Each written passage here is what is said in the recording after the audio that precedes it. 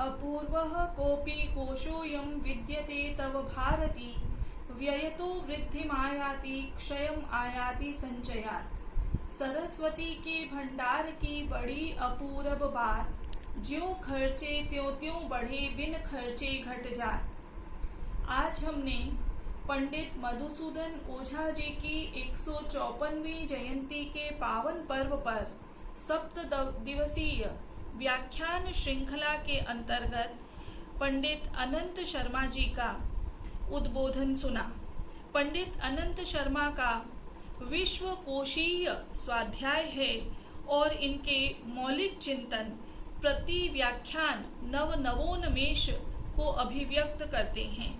आपने पंडित ओझा के अनेक ग्रंथों का टिप्पणियों सहित हिंदी अनुवाद किया, संपादन किया और उनका प्रकाशन किया। पंडित मधुसूदन ओझा शोध प्रकोष्ठ संस्कृत विभाग जयनारायण व्यास विश्वविद्यालय से आपके अनेक ग्रंथ प्रकाशित हुए हैं, जिनमें अपरवाद, व्योमवाद, आवरणवाद, अंभोवाद और अत्रिख्याति हिंदी अनुवाद और टिप्पण सहित प्रमुख रूप से हमें उनका संकेत करना हमारा सौभाग्य प्रतीत होता है। आपका मार्गदर्शन पंडित मधुसूदन ओझा शोध प्रकोष्ठ को अनवरत रूप से प्राप्त होता रहता है और वह हमारी धरोहर है।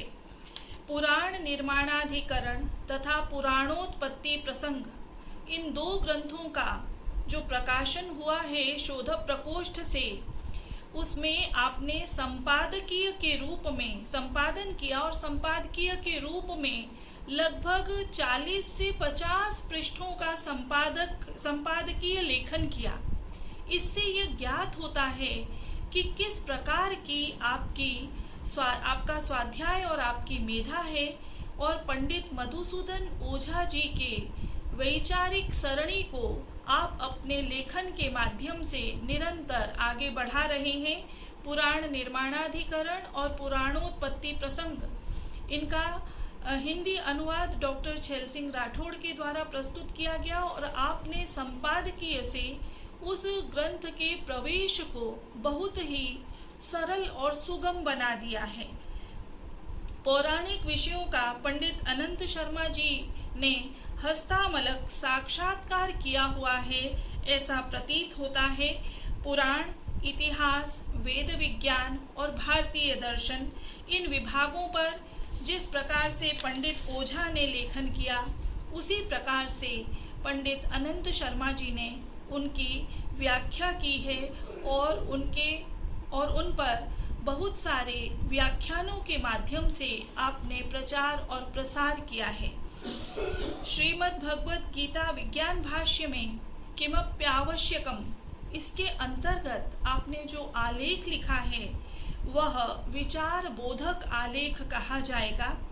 आपने उसमें यह पूर्व पक्ष दिया कि विज्ञान भाष्य का नाम देखकर इसके अध्ययन के लिए प्रवृत्त जिज्ञासु को यहाँ विषम निराशा ही प्राप्त होगी, क्योंकि न तो यहाँ पदों के और न वाक्यों के अर्थ हैं।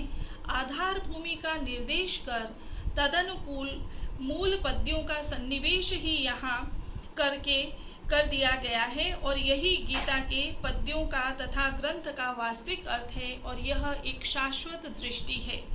ऋग्वेद भाष्यकार शाकल्यादि ने जैसा कार्य किया, वैसा ही कार्य पंडित ओझा ने अपने इस काल में किया। गीता के पद्यों के पद पदार्थ के बिना ही उसका मर्म समझने की व्यापक एवं गहन दृष्टि पंडित ओझा ने प्रदान की है। पंडित ओझा जी ने अपने ग्रंथों को यज्ञ, विज्ञान, इतिहास तथा स्तुति अथवा स्तोत्र, इस भेद से 4 भागों में विभाजित किया। इन विभागों की जैसी व्याख्या पंडित अनंत शर्मा करते हैं, वैसी विद्वत्ता और वैसी व्याख्या अन्यत्र वस्तुतः दुर्लभ है। आपने धर्म के विषय में एक बहुत ही सुंदर बात कही। प्रत्येक वस्तु की सत्ता बनाए रखने वाला एक अपूर्व तत्व है और उसी का नाम है धर्म। आपकी इस व्याख्या को सुनकर वस्तुतः धर्म के नाम पर जो समाज में भ्रांति फैलाई जाती है, उसका स्वतः निराकरण हो जाता है। आपने एक स्थान पर टिप्पणी करते हुए कहा, एक शरीर की रक्षा के ही सैकड़ों धर्म हैं। ओजोन मंडल की परत को छेदने का कार्य हमारे सामूहिक धर्म उत्पीड़न से हुआ है। गंगा जैसी नदी का जल आज आचमन के योग्य नहीं रहा है, यह हमारे धर्मवध का ही परिणाम है। ऐसे ही मन, बुद्धि आदि के स्वरूप संरक्षण के सैकड़ों धर्म हमारे समक्ष हैं। ये हमारे द्वारा दूषित किए जाते रहे हैं। इससे प्रकृति का महान प्रकोप होता है और उसका घातक परिणाम हम सबको भोगना पड़ता है। ये बहुत पूर्व में आपने कहीं पर लिखा है अपने आलेख में, परंतु मुझे ऐसा प्रतीत होता है कि आज जिस विकरालता का हम सामना कर रहे हैं, यह वस्तुतः धर्मवध का ही दुष्परिणाम है। ऐसी अनेक मौलिक संकल्पनाएं पंडित अनंत शर्मा जी अपने आलेखों और अपने व्याख्यानों के माध्यम से हमें प्रदान करते हैं और हमारी पीढ़ी का मार्गदर्शन करते हैं। मैं पंडित अनंत शर्मा जी के प्रति अपनी श्रद्धा को अभिव्यक्त करती हूँ। वे वस्तुतः अभिनंदनीय एवं वंदनीय हैं। धन्यवाद।